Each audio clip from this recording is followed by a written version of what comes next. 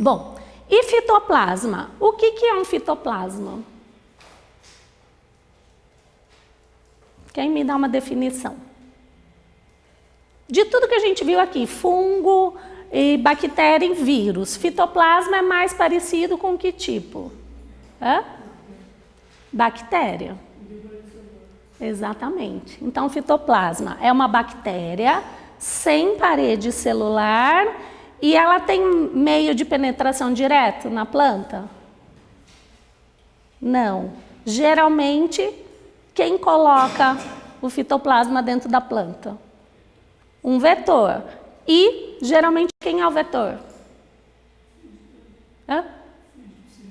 Psilídeo, cigarrinhas, tá?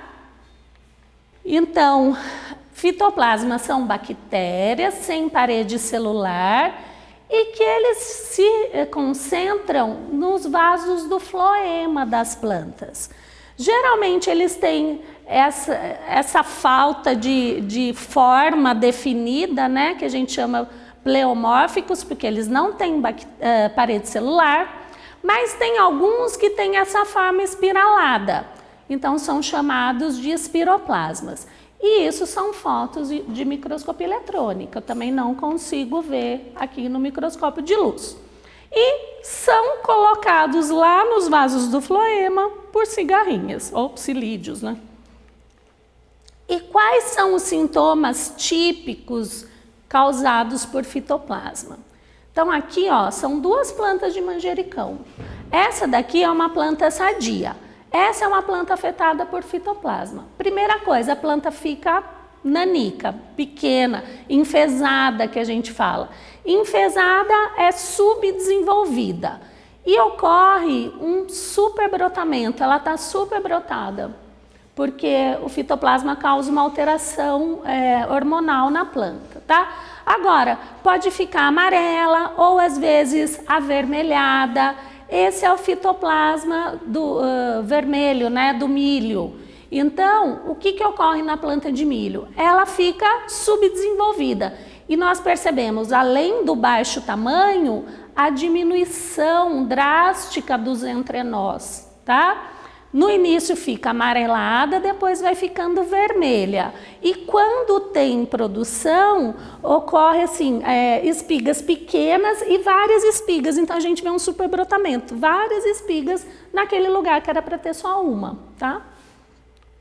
Bom, 100% das amostras que chegam na clínica com sintoma de fitoplasmas são encaminhadas para análise molecular. Hoje é a melhor ferramenta que a gente tem para diagnose de fitoplasma. Testes serológicos foram empregados no passado, mas não são tão eficientes, então a gente nem faz. A gente só faz teste molecular. Agora, para dar um apoio, também a gente pode fazer uma microscopia eletrônica para observar, né, os fitoplasmas nos vasos do floema. Tudo bem, gente? Bom, aí eu falei para vocês que nós desenvolvemos essa atividade de extensão, que é o carro-chefe da clínica. Prestamos esse serviço para a sociedade, né, de identificar as doenças e ensinar como controlar. Mas também desenvolvemos pesquisas, né?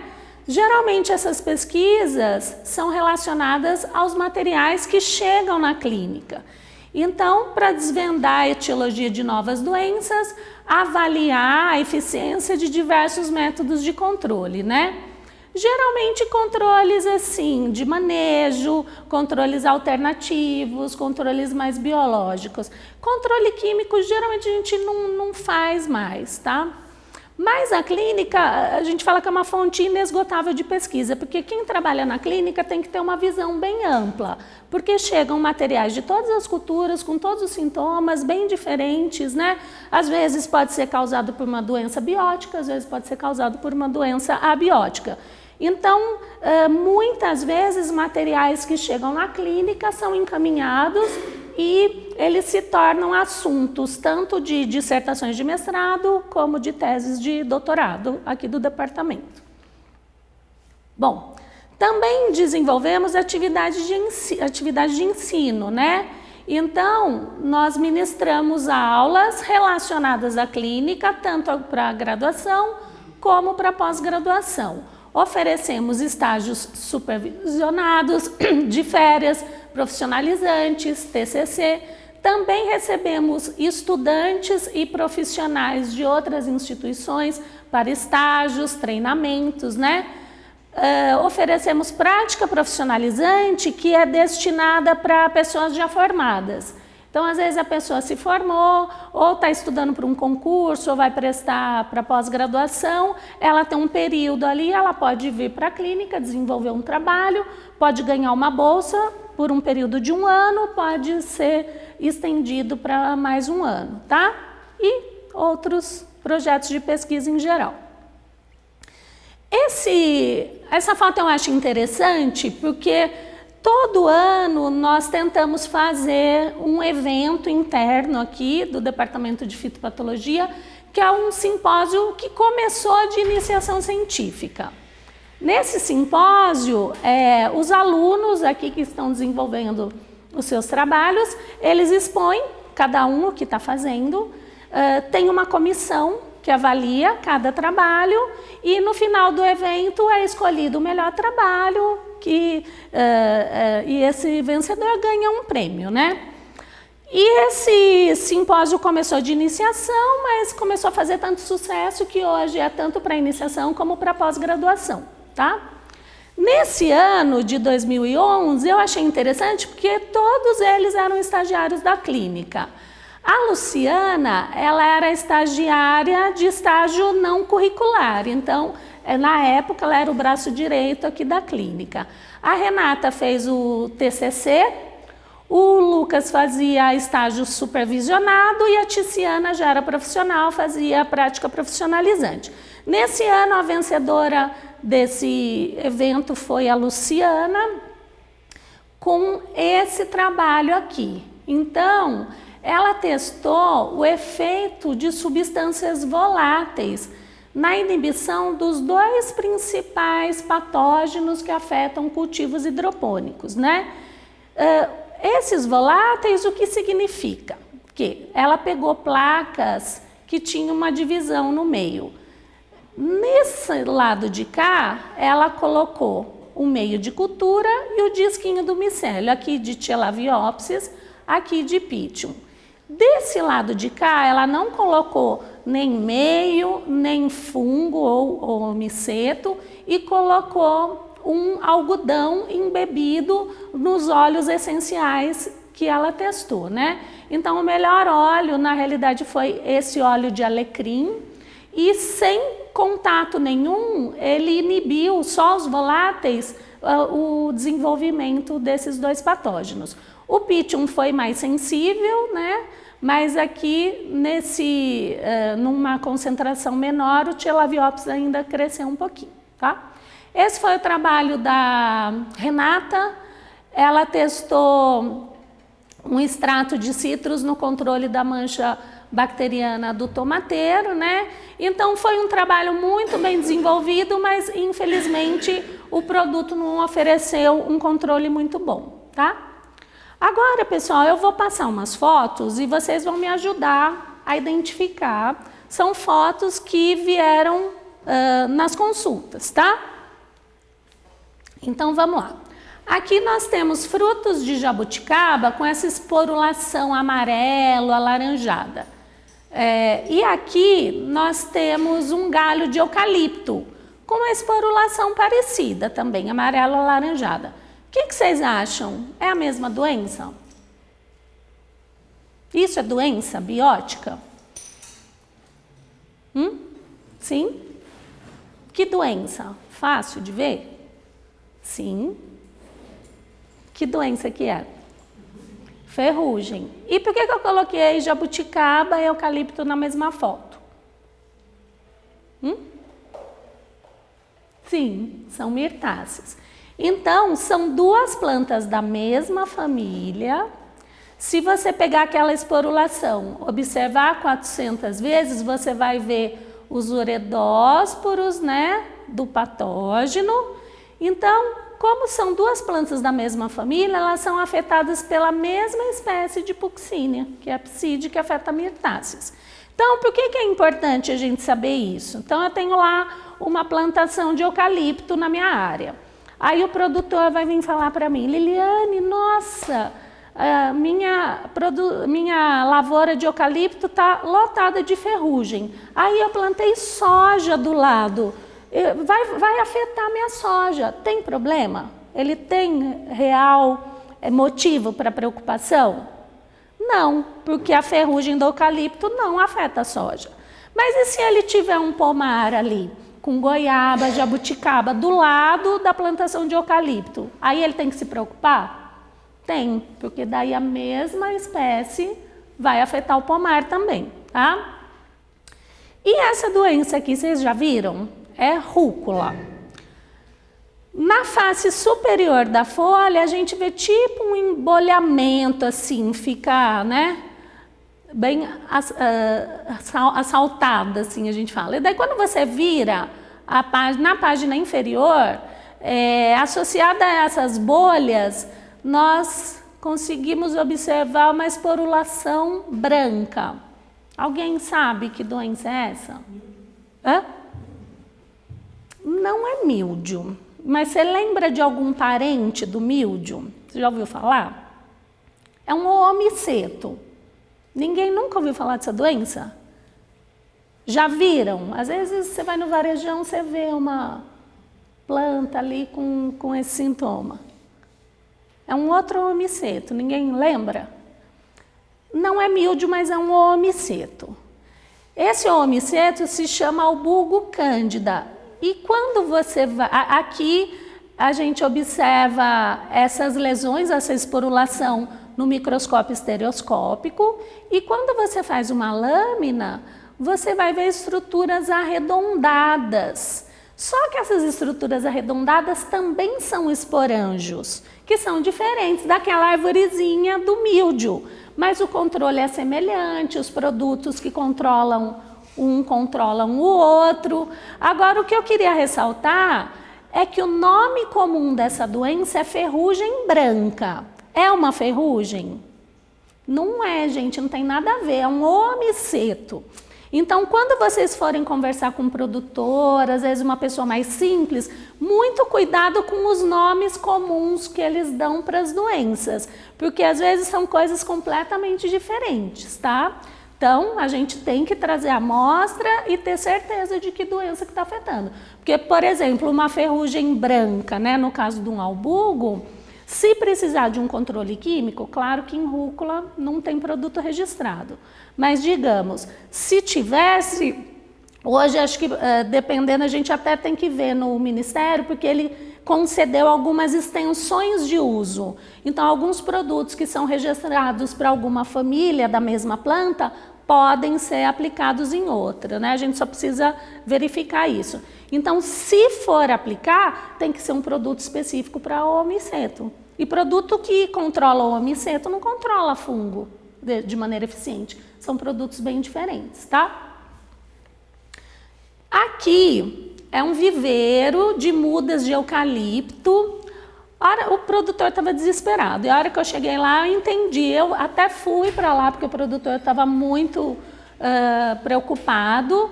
Quando nós entramos na estufa, olha a situação das bandejas dele. E mudas de eucalipto, para enraizar, precisam de muita umidade, muita. Então, é difícil você controlar uma doença numa condição de tanta umidade assim, né? Então, um tombamento super severo.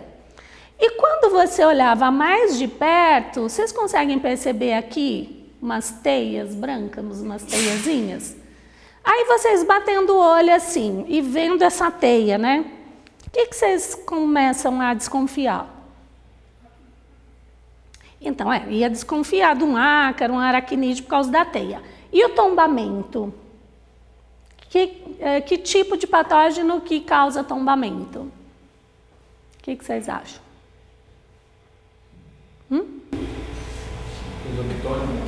Risoctônio. E aí, o que você acha? Essa doença pode ser causada por risoctônio? que você faria então? Trazer para o laboratório, né? Tá. Então nós vamos no laboratório avaliar a teia e avaliar as mudinhas. Então nós fizemos um isolamento dessas mudinhas. Cresceu esse fungo aqui, que ele começa claro, com o passar do tempo vai produzindo umas estruturas que parecem pequenos grânulos de solo.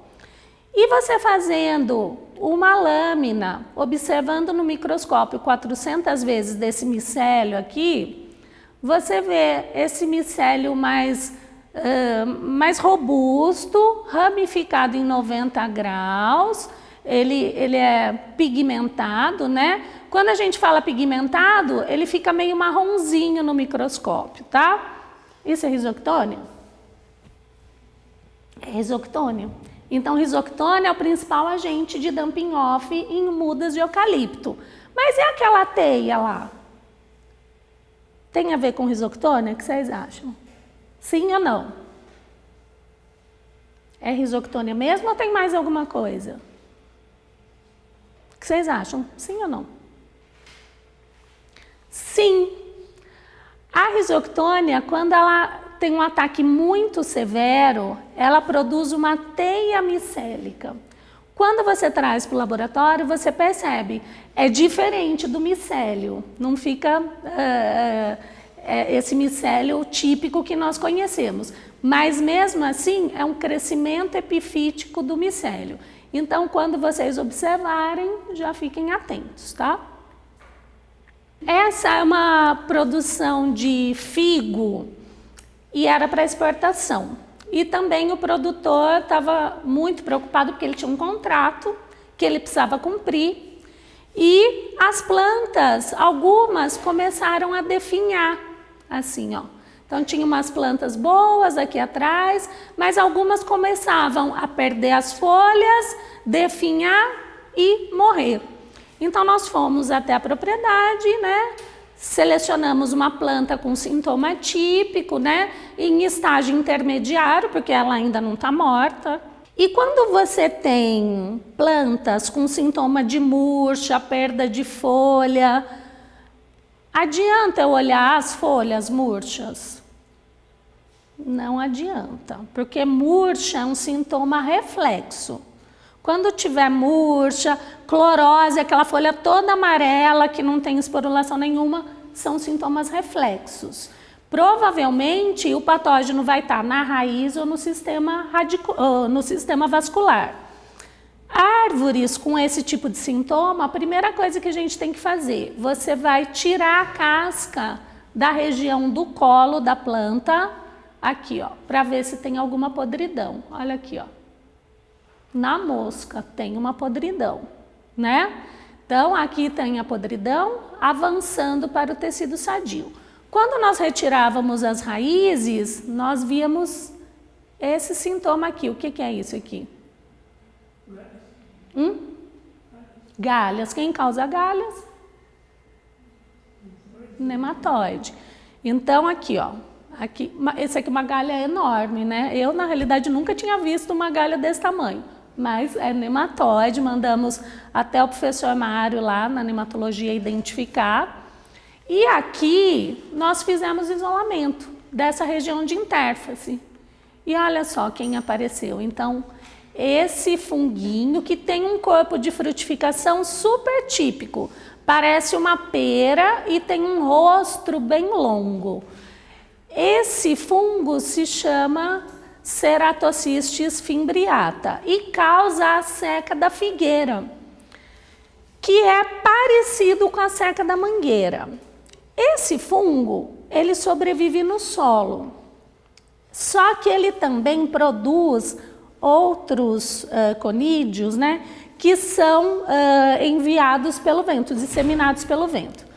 Na mangueira, como tem brocas muito eficientes, geralmente esses esporos penetram no furinho das brocas e seca um galho, outro, né? Começa de cima. Na figueira também pode acontecer isso. Só que nessa propriedade, quem estava causando ferimento na planta era o nematóide. Então ele nem precisava, o fungo nem precisava disseminar os esporos pelo vento. Mesmo aqueles esporos que estavam crescendo ali no solo já iam penetrando pelos ferimentos dos nematóides. Então por isso que essa podridão estava começando de baixo para cima, tá? Bom, aqui são galhas e mudas de eucalipto também, né? Galhas na parte aérea. Quem que pode causar galhas na parte aérea? O que vocês acham?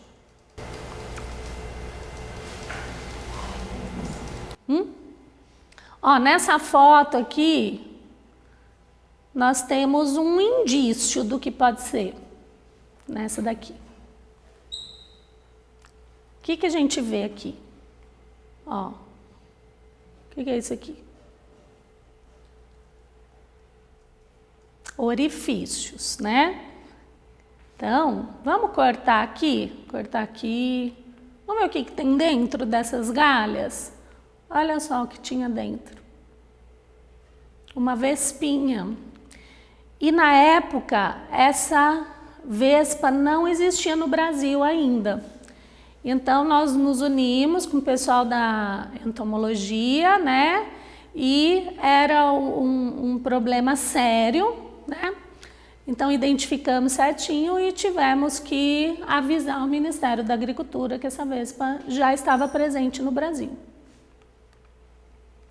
E aqui, ó, eu não sei se vocês se lembram, mas há uns anos atrás, por conta do biodiesel, a cultura do pinhão manso estava super em alta, né?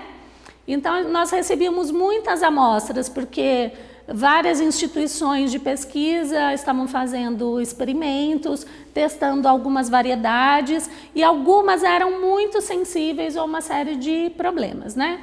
E essa amostra aqui tinha esse padrão aqui, parecia uma queimadura começando pelos bordos, né?